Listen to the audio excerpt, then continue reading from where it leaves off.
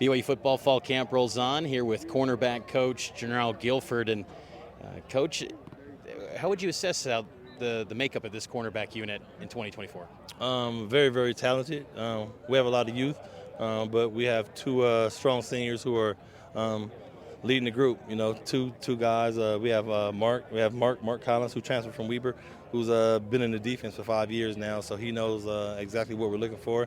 And then we have Jacob, who's in his second year, who's been leading by example for 4 or 5 years now. He's starting to be more vocal. And holding everybody accountable, on and off the field. So that's a great thing. Jacob, when you bring up the being a little more vocal, how important is that as a starting cornerback? The importance of that aspect developing for him. Very important. You got to communicate if you want a great defense. A great defense does more communications. Does more communication than a little bit. You got to communicate every single play, whether it's man, zone, whatever the case may be, what you see, shifts, motions, all that stuff. So it takes a lot, but you got to get used to talking every single play. You bring up Mark Collins. Has he established himself as that other starting corner, or is the competition still going on with him and Maury? It's still a competition. It's still a competition. It's probably 5 guys who are actually competing. Maury, Mark, Evan Johnson, Trey Alexander. We have a few guys who are competing for that spot. So I'm just looking forward to the next week and a half or so. Just to see where those guys go and what they do, the plays they make. Everything like that. How many guys, though, do you think you could play in a game? Because I got to assume you're going to probably rotate some guys, keep them fresh. But how many guys do you think you can play in a game? Man, we're going to play as many as we can, But if we have 2 guys that are rolling, then we're not gonna sub. You know what I mean? They got to find a right rhythm. But the great thing is the guys are confident in the guys behind them, so they won't be afraid to come out for a play or two if they're gassed. So that's the great thing. How has Mark been looking in camp? Because it was kind of precautionary holding him out in spring. How's he just looked? Did he look like maybe he was on film at Weber State? Yeah, absolutely. He's getting better and better. Every single day, every single week, his legs are starting to get stronger and stronger. But you can tell he has the natural football instincts, the natural IQ, the movement. A physical kid, a kid who is very, very, very, very confident. So I'm just waiting for that moment that he can say, you know what, I'm 100% full go, and I'm not even thinking about the leg no more. And that's going to be up to him. You know what I mean? Coach, it's crazy. I was just thinking about it. Year 9 for you. Are you still enjoying it here at your alma mater? Man, absolutely, man. You're making me feel old, man. Dang, year 9. No, but yeah, man, loving it, man. And I tell everybody this. I tell all my boys from back home. I tell my wife every single day. I tell my family. I wouldn't be here if I wasn't surrounded by genuinely great people. Outside of football. Great people, and then the team, just great young men. A room full of great young men. I got a great DC. I absolutely love him, and then can't say enough about K. That's my guy. I mean, he gave me my first shot at the FBS level, and he's been riding with me ever since. So man, can't say enough about him. But if it wasn't for him, man, I don't know where I would be, to be 100% honest with you, man. Absolutely love him, love his family, man, love everything he's doing. So yeah, man, I'm having a great time here for sure. Well, I appreciate that insight, because I think of how this has evolved, this cornerback unit since you first got here. It feels like every year when we have these conversations that it feels deeper, it feels more athletic, the talent. There's a lot of great options in this cornerback, and you've kind of seen this thing evolve over the course of these 9 years. Absolutely, man.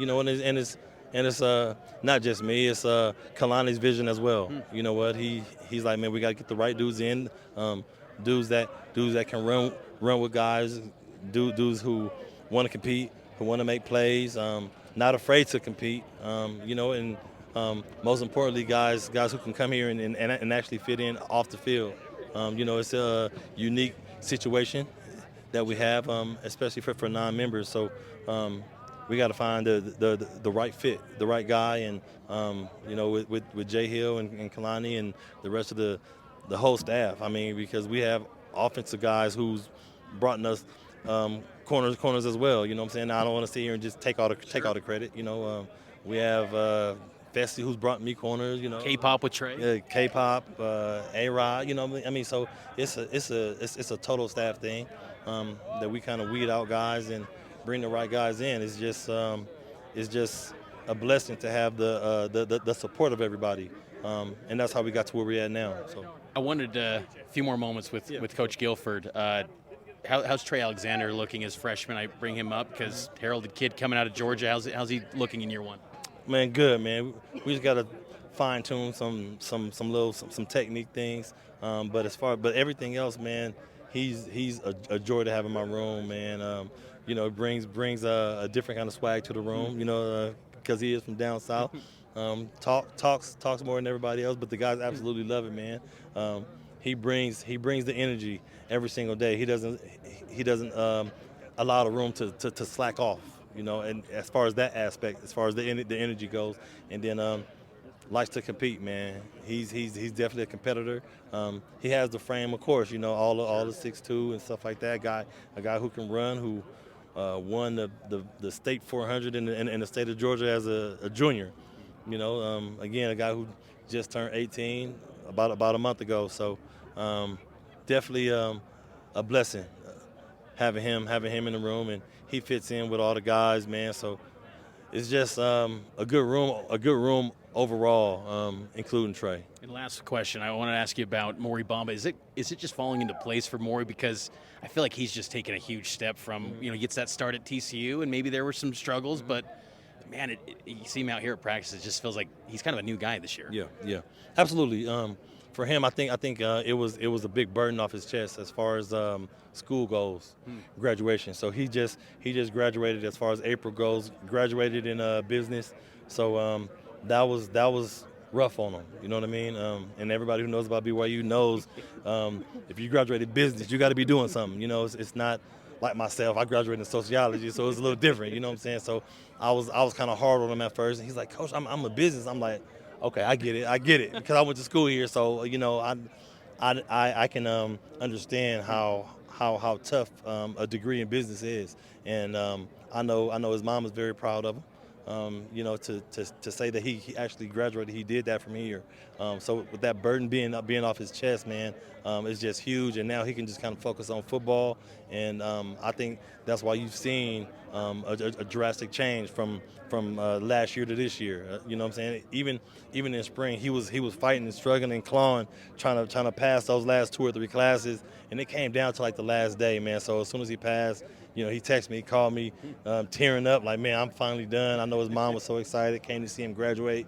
So now he still has 2 years left, man, and he's already graduated. So expectations for him are very, very high, if you ask me. Well, thanks, Coach G. It's a reminder of that these athletes are still going and getting degrees. And I remember when you got yours, your mom was proud too, and it does still mean something. Absolutely.